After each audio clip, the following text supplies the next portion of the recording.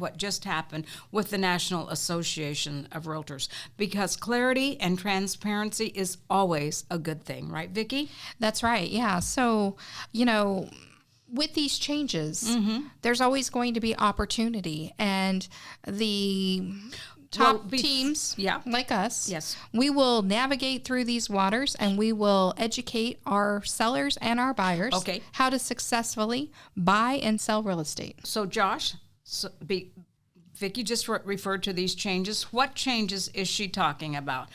Can you just kind of bring us up to date on what is going on with the National Association of Realtors? Yeah, so NAR did agree to pay $418 million as part of an antitrust lawsuit alleging the group had artificially inflated real estate commissions that home sellers pay. What this means going forward is that on the MLS, there's no longer going to be a portion for co-broke to the buy side. Right. So, Vicki, do you think, as a real estate agent and a member of the KFYI team, that commissions were artificially and pricing was artificially inflated?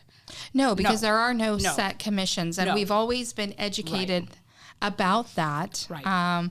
And there's always been laws where we could not discuss co-brokes and commissions outside of our brokerage. That's right. So therefore, commissions have always been negotiable. Commissions have always been negotiable. That is correct. So this NAR lawsuit, Josh, to be clear, and it is predicted that in mid-July there will be changes, Vicki, to the MLS data input sheets, and so the field that says buyer agent fee will be taken out. It will be deleted. There will be no fee offered to a buyer agent either on the MLS sheet or in the comments. A seller can't have their agent direct in the comments. Seller will pay the buyer agent 1%, 2%, 3% or any amount, correct? Right. And that's okay, because if a seller still wants to pay a buyer agent a fee, whether it's a percentage or a flat fee, that seller still has the right to do so. That is a fee that would be negotiated. It's just not going to be a field in the actual MLS. So here's what we know, Josh. You better get your negotiating skills really strong, which is what we do at the KFYI team. Our skills are honed and sharpened constantly, because that will become a point of negotiation now. Exactly. It's just going to be the norm. I mean, here at the Royse team, we've already been practicing like this as if this has already happened.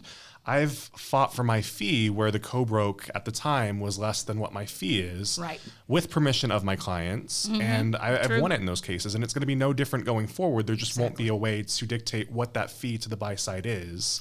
That's right. So that could be handled in any number of ways.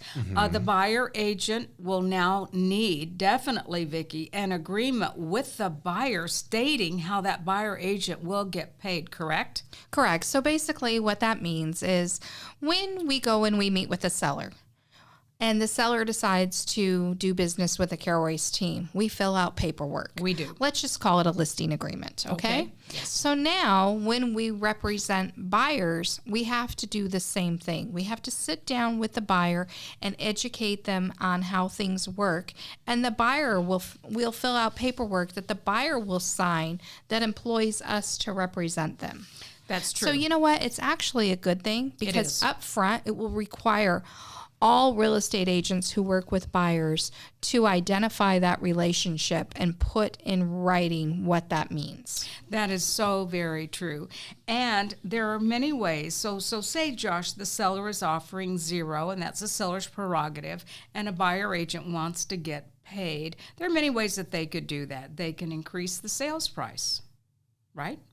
That they're offering. The buyer could increase the sales price. The buyer could pay the buyer agent, right? They could. And that might be an expectation going forward, which hasn't really been the norm. Or the buyer agent could say to the seller during negotiation, seller to pay buyer agent fee of whatever that number is. So there will be ways for buyer agents to get paid. Right. I just want to kind of back that up, because when we saw that crazy 2020 market, 2021 market, bidding wars, things going like that, there were quite a few buyers that were winning their offers because they were saying in their offer that, hey, we're not going to have you pay our agent a commission. We, the buyer, will pay our agent who's representing us as the buyer the commission. And that's how they were netting the sellers more money. So it's been done over and over again and proven that it works.